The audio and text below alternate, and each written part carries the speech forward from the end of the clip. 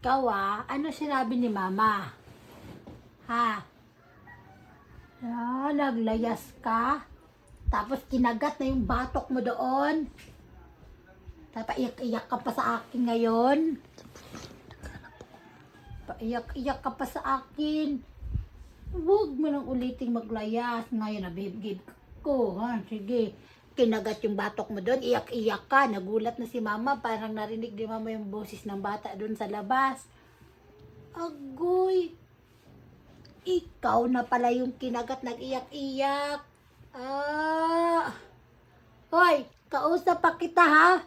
Bastos ka ha. O tubay. Ay, bibi ni mama. Kausap pa ni mama yan. Nakikinig ka ba kay mama ha? Ayos Bantay ka lang